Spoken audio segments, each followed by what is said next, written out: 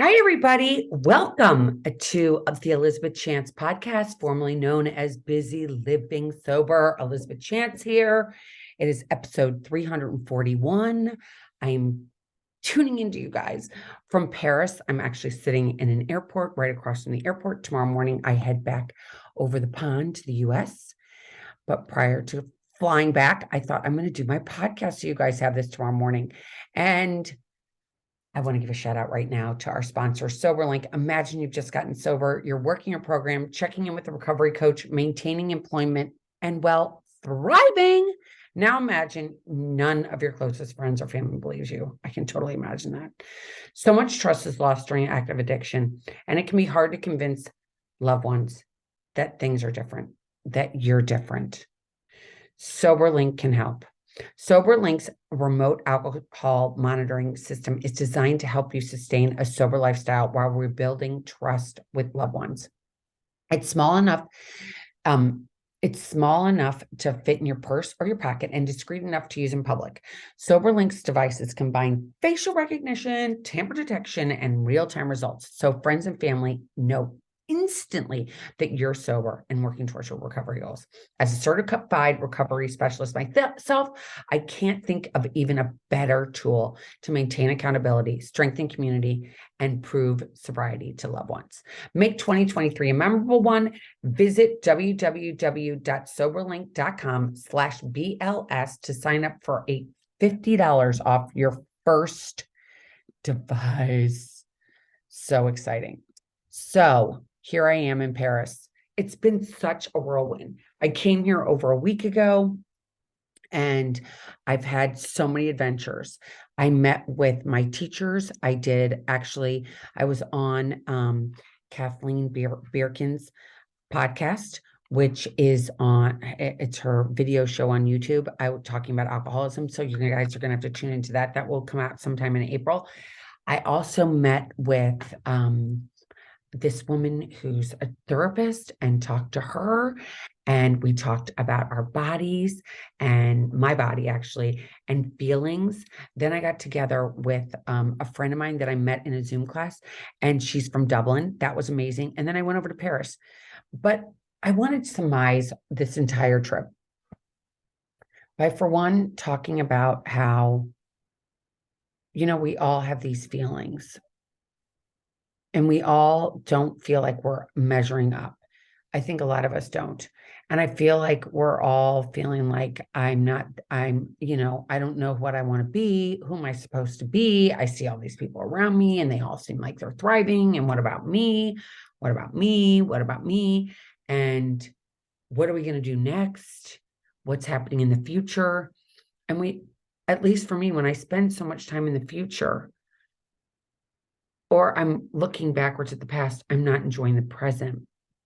So the woman I met, Pita, her name's Dutch, so it's hard for me to pronounce, but she told me that so many of us just need to take the time to sit and feel the feelings we have inside of us. We all have inner compasses, and we don't pay attention to those inner compasses, at least for me, because I get so busy. Life is so busy. People come into our lives. We're constantly running here and running there. And it is overwhelming sometimes to be able to actually feel something because we're reactive, right? We react to this and we react to that instead of really sitting with the feeling and figuring out what that feeling is. For me, I'm a really big believer in feeling colors. So I know if I have a dark color feeling that it's not a good feeling. And if I have a light color feeling that it's a happier feeling. So taking that time. And I've never used that tool in my life, really. I've always, especially when I was drinking, and even in my early sobriety, I spent so much time going from this to this to this to this, from fear, fear, fear, fear, fear. I'm always scared. I'm always scared. I'm always scared. What am I going to do next? What am I going to do next? And the fear is so debilitating that it masks everything else. And then there's drama in all certain places in our lives, right? We've got drama over here. We've got drama over there. How are we going to react to the drama? What are we going to do with this drama that's around us? How are we going to handle it? How are we going to handle that drama? And right now, the world is in such a flux, right? There's all this, animosity and things going on around the world. And being here in Paris, I've seen it first and foremost. And the interesting thing that I've found the most perplexing and the most, I don't, maybe it actually even gave me a sense of feeling like, okay, I'm not so crazy. There's protests in Paris right now. And the media says, oh my gosh, it's so bad. You should see these. It's so terrible. You don't want to go into Paris. The king, King Charles did not want to come to Paris because of it. And people are protesting. And is it always a terrible thing to protest? Is it always a terrible thing to voice your opinion? Is it always terrible when you live in a democracy to be able to say, you know what, this isn't right. This is right. This works for me or it doesn't. Do we just sit back and just let things happen to us, or do we get into action? And I think that I watched yesterday outside of the Louvre, there were some protesters there, and they had flags. They had their flags out, and they were singing. It didn't look violent to me whatsoever. And I feel like so many people want to portray this violence rather than portray the fact that it's actually people getting out and saying, it's not okay that you've just changed our retirement age from 62 to 64. That's not how it works. It doesn't feel comfortable. It doesn't work for them. It doesn't work for them. And I understand that completely. I can imagine that if you were planning your life, that at 61, I mean, at 62, I'm going to do this. I'm 61 and a half now. I'm giving you a synopsis that I would think from some other human being that was going through this. And they're like, I'm 61 and I'm going to retire in a year and I get to go off and move to my other home, or I get to relax and go play with my grandchildren, or I get to go start my next career, whatever it is. You got a plan. And then the president comes out and says, we're going to change it right now. You would be upset too. So you get out there with your friends and you say, you know what, we don't think this is cool. So we want you, president, to pay attention to us. And I understand that in the United States that happens as well. But it's changed so much that we put all these people above us, right? We put actors above us, we put celebrities above us, we put um, uh, the heads of all different things ahead of us, that we think that they're smarter than us, that they're better than us, that we don't measure up. I think that's not the case. I think we all individually are doing an amazing job. I was on the train with a gentleman from Spain. His wife's American, and then 3 people from China. And we all had the same goals in life. We want peace. We want happiness. We want to spend time with our families. We want to be around love. We want to be around people who care about us. Nobody gets up wanting to hurt anybody else. People want peace. They want to work and make enough money that then they can enjoy their life. People don't just want to work forever. They want to work so that they can get to their end goal, which is time with their families. They've spent so much time working, and now it's time to enjoy family time. And that's not as important, I feel like, especially to Americans. I mean, it is in theory that we want to be with our families, but not like it is in Europe. It's so funny. I was at, every time I met somebody in Amsterdam, I'd be like, well, where are you from? They'd be like, oh, well, my father's Greek and from Greece, and my mother's Dutch, or my mother's from the Netherlands, and my father is from Germany, or my mother's from Germany, and my father's from Holland, or my mother's from Paris and my father is from Croatia, whatever. And it's so funny because I feel like in America, we're all like that. At least I am. Like, right? My mom's Irish Catholic. My father is a German, French, all different. Like, we're all melting pots. But in America, it's like, oh, where'd you go to high school? Not what country are you from? It's so funny. But over in Europe, everybody talks about what country they're from. And walking around and seeing all the beautiful sights in Europe and knowing that they've been there for so many years is just incredible. I also went to Anne Frank's house, which was, talk about moving. Unbelievable, unbelievable. Her diary, everybody's heard of Anne Frank's diary. It's been published in every language known to man. Movies, plays have been done about her. And I went into her home in Amsterdam, and to think that she, because of her religion, was never free again. They spent 3 years in that house, 2 years, 2.5 years, 3 years in their house, locked in. Locked in. And can you imagine having children that you had to be quiet all the time and not make any noise just because you're Jewish? Just because you're Jewish. And then they were finally found out, and literally 2 weeks after 2 weeks after they were captured, the whole war was over. But she didn't make it. Her father did, but she didn't. And her father came out and he said, I never even really knew my daughter. Do we even know our children?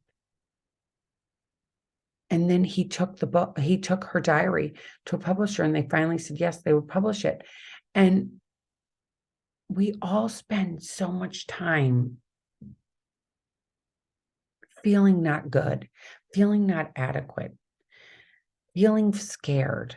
We pick up drinks, we pick up drugs, we pick up all these certain things to make us feel better on the inside. But what if you ever thought about the fact that if you got a friend, like really were open and met a friend that you could actually be honest with and be your authentic self with, and know that no one was judging you for who you were and what you've done, what your past was like? What if you could have somebody in your life like that? There was a really interesting video, a reel that I actually shared this past week. I don't remember what day it was. Everything's running together. That talked about how back in the day, people did not go to therapists. They had their friends. I know my mom had a ton of friends that she would, I don't think a ton. She had a couple of very dear friends that she could tell anything to. And that's how it's been for me many times on and off. It's when I feel judged. And I know for myself, you know, being sober, getting sober, 16 and a half years ago, and raising kids 100%, and then having them leave, and then moving to one place, and then moving to another place, then moving to another place, then moving to another place. I've done so many geographical moves. I've done so many different things that I sometimes feel like people look at me like she's crazy, or, oh my gosh, look at her. People judge us. They judge us. And I don't have to really, I know that happens because I used to do that to other people. Now I'm like, we all are on a journey. I've mentioned this numerous times. We do not have a form that we go to and we check the form, and that's our life. We don't check. Our life is not about being a certain job, a certain demographic, a certain race, a certain economic thing. It's like we're not like that. I was telling somebody that, oh, I know, when I was on my friend's YouTube show, she was asking me how my life was prior to getting sober. And it was always like I was doing everything that I was supposed to do because there was some checklist in the sky that said you had to do these things. And if you didn't do them right, you weren't going to get to wherever you were going to. I mean, like literally, I would imagine that there was this big round table in the sky and there were people sitting around it. And if you didn't make the certain checklist, you weren't going to be what you wanted to be. You weren't going to be able to be what you wanted to aspire to be, right? Didn't have that. And there is no such thing. I don't have a boardroom looking down on me, telling me, obviously there's God and doing the right thing and being an honest and good person. That is the 10 Commandments. That is just being nice. That is just morals that I think we all need to have. I think the morals have kind of slipped through the wayside.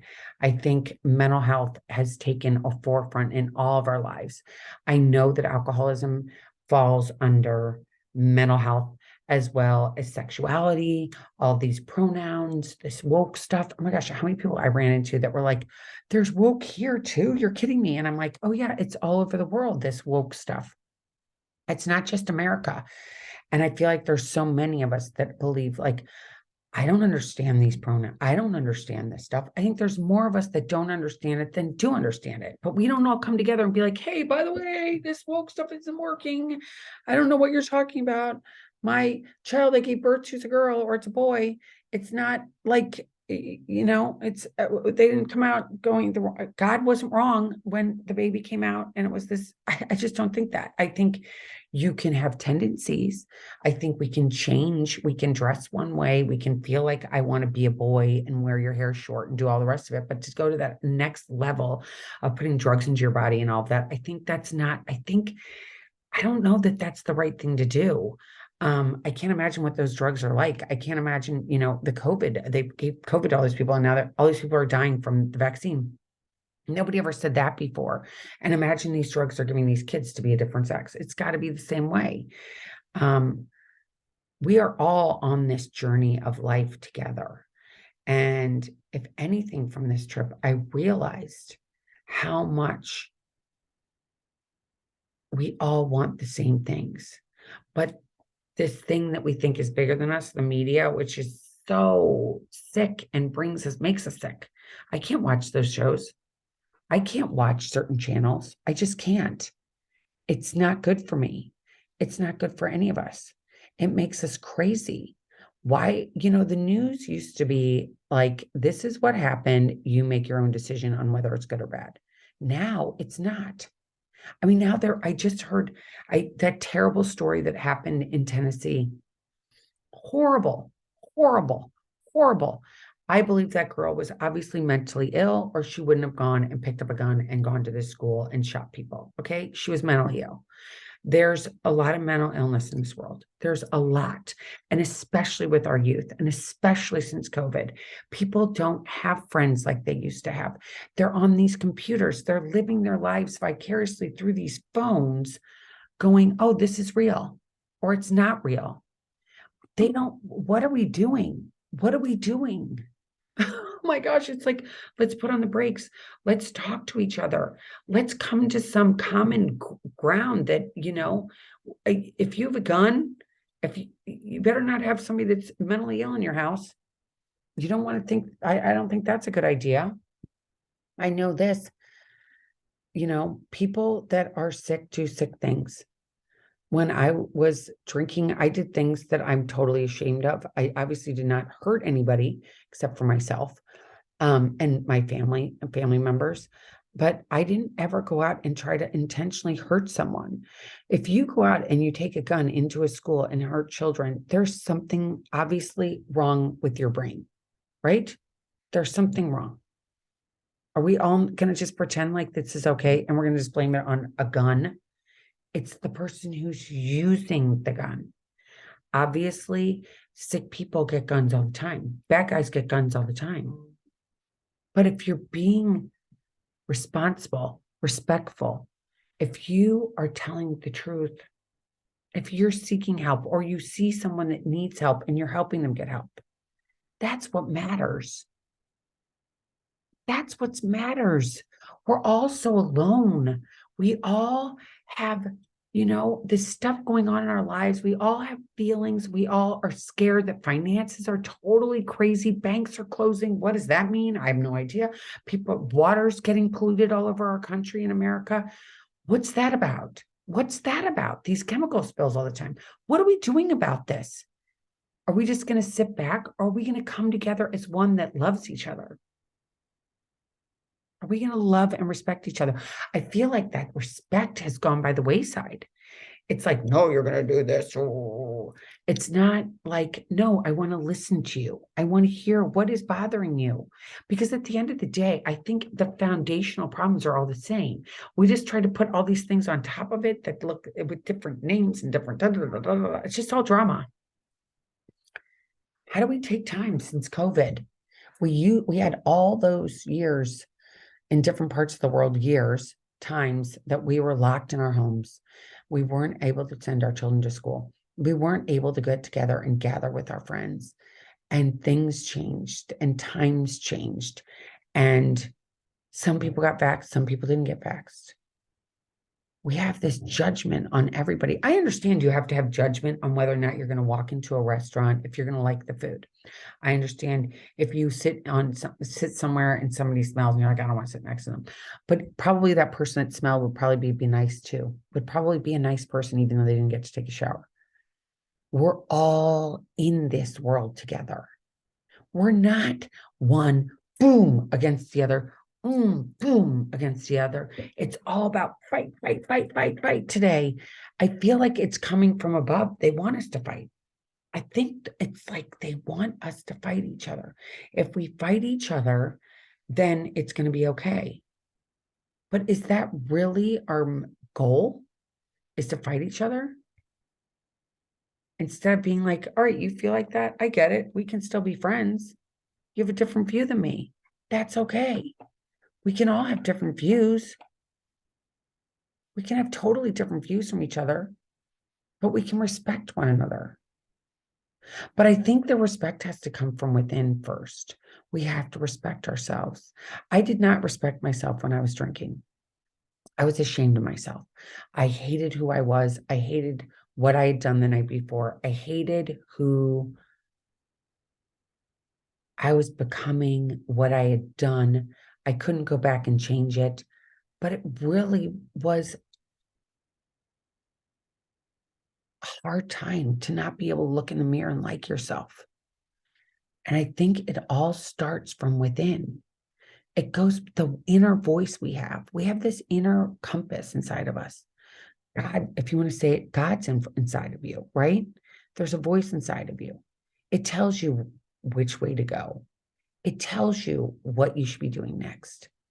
But if we don't take the time to sit and feel the emotions we're feeling, we're never going to change. We have to feel the emotions and move forward. We have to feel the emotions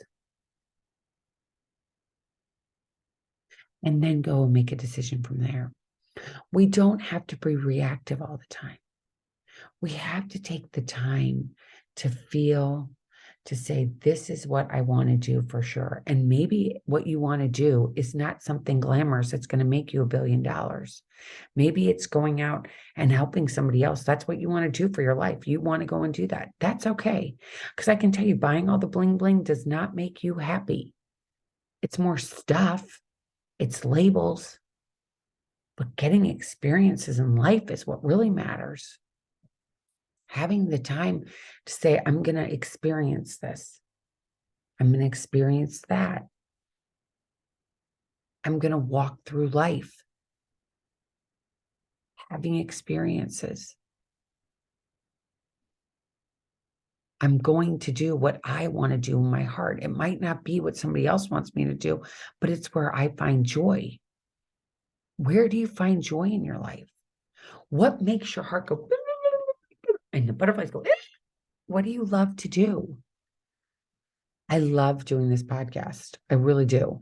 It's it brings me much joy to know that I'm reaching out to people and I'm talking to people, even though it's using this platform and I'm not in front of you all the time. But one day I will be. I will be in front of you and I will have places that we can all meet and sit down and have a cup of coffee or a cup of tea and be with each other and hear each other and learn what it's like to accept other people, to accept yourself, to accept your past and say, I wish it was different, but it wasn't. And I learned from it. It doesn't define me. I'm changing all the time. There's things in my life that I want to change, and there's things in my life that I can't change. There's things that I can't go back to. There's things that I have done that I have to forgive myself for. I have to apologize to others. I don't have to hold resentments all the time. I can forgive other people. I don't have to hold on to stuff. I was with this gentleman, and there's somebody outside. I hope you guys can't hear it, but there's somebody across the hall. I pray my earphones are good enough that you don't hear it. But I was with this gentleman, and he was talking about his wife and what she had done. And the wife had done something really bad.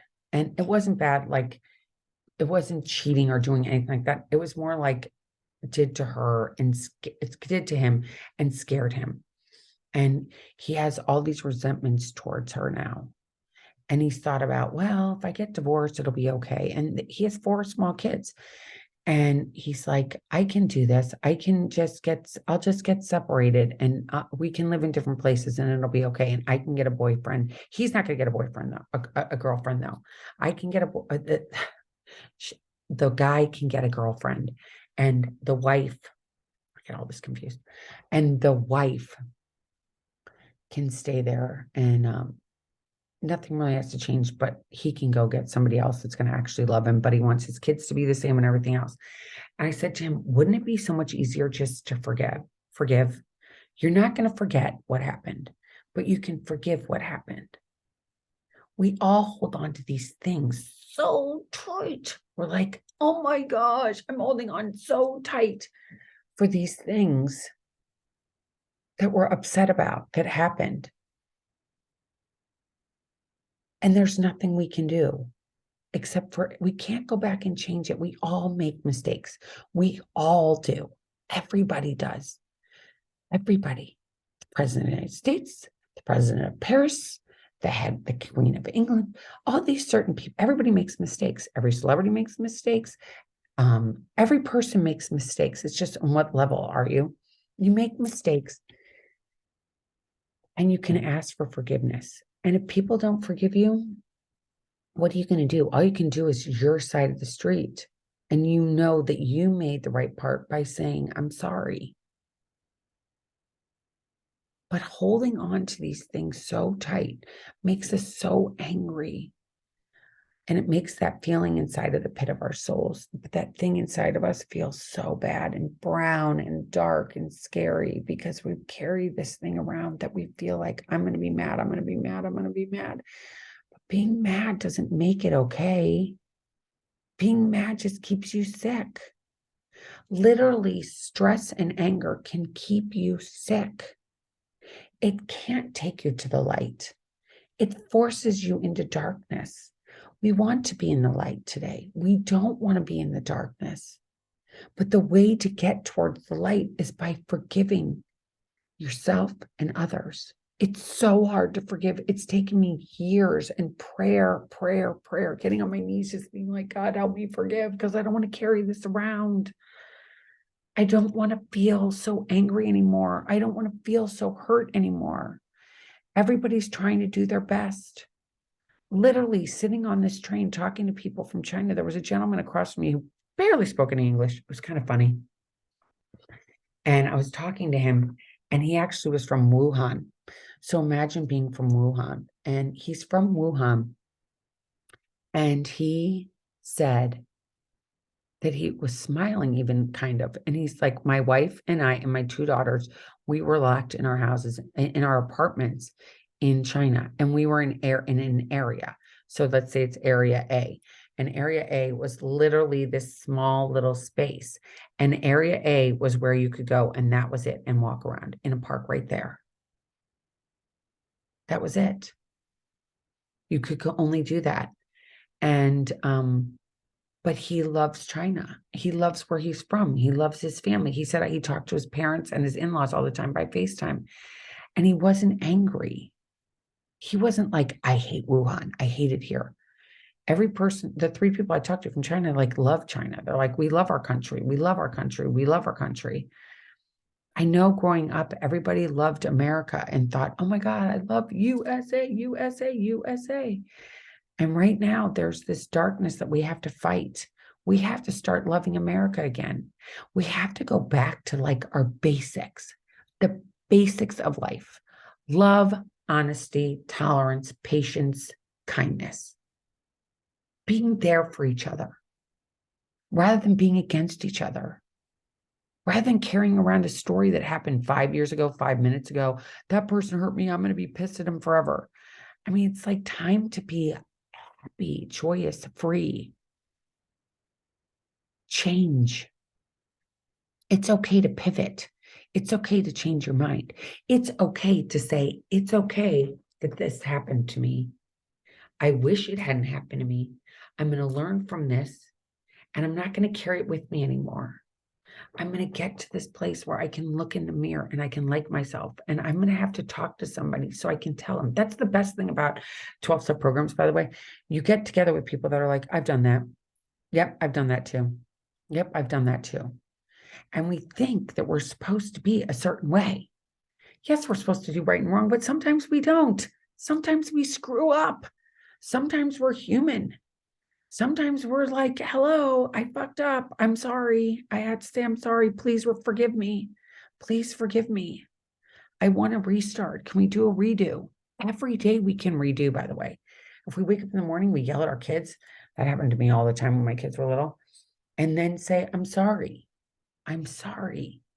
But right now, all this anger, resentment, hurt, it's going on in my own family. My own personal family has this estrangement and anger towards with people I don't even know in my family. And it makes me sad because the one thing I learned from being in Amsterdam and being in France, family means everything over here in Europe. It's like everything. And in China. In China, one gentleman told me that he said, we all live in the city, but then the family has a house in the country that they all meet at. And the first floor is for the oldest people, like the grandparents. Then it's like the parents. And then it's like the older kids. Then the little kids are at the top of the house. And all these generations of family get together and they can't wait to do it. They look forward to it, to time to be together and talk and share stories and generational stories and what we've all been through and what we have made it through, and sharing with others how you've been angry, how you've had resentments, and how you've gotten past those resentments, how you've gotten to forgiveness rather than holding on so tight to something that happened that you can't change. They tell each other how they did it, what battles that they had endured, what they had gone through in their lives, their stories, their trials, their tribulations, because everybody has them. We aren't the first generation to have hard things happen. I just think we're the first generation that has more craziness. I think this woke thing is just like taking it to a whole different level. But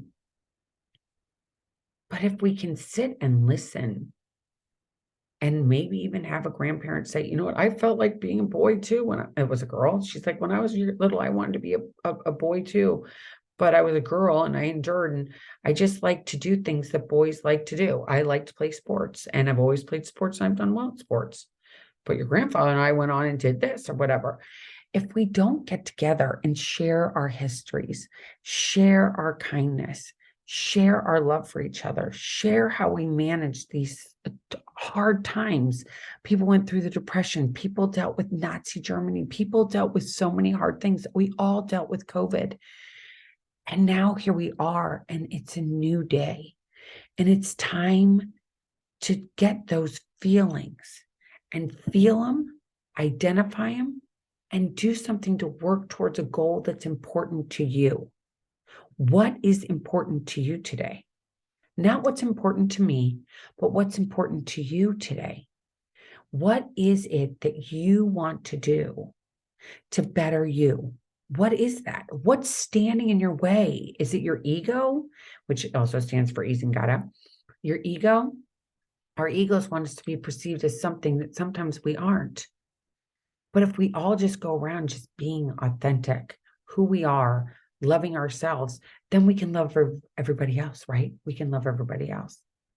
But if we can't, we can no longer have so much hate, so much remorse, so much sadness. We can't change yesterday. Nobody has a time machine. All we can do is forgive from yesterday and learn from it. The definition of insanity is doing the same thing over and over and over and over and over again, expecting different results. And you all probably know that definition.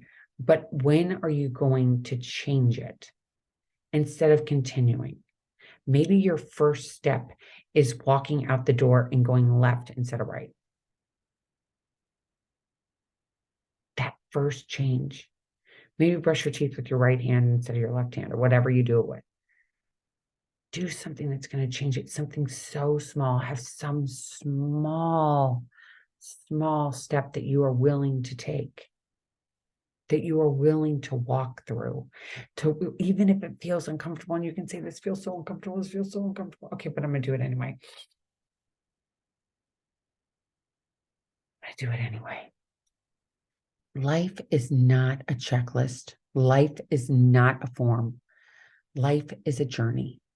And we are on this journey in one world all together. Let's love each other. Let's be supportive of each other, and no more tearing people down.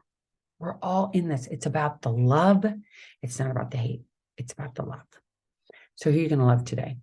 It starts with you loving you, and then you can do everybody else. Like how they say on the airplane, put the oxygen mask on you first, and then you can help everybody else. That's all I have for today. This was episode 341. Elizabeth Chance, formerly known as Busy Living Sober. I hope you enjoyed what you heard today. If you did, please email me at elizabeth@elizabethchance.com, and that's with a Z, ELIZABETH, at elizabethchance.com, and chance just like take a chance. And just know you're not alone. You can always reach me. I promise you I will write you back. And I'm on Instagram, I'm on YouTube, on iTunes, Spotify, all these crazy things. You can find me in lots of places. Find me, subscribe to my channels, and thank you so much for you being you and for listening today. Sending you big kisses, big hugs. Love y'all. Thanks so much. I'll talk to you next week. Take care. Bye.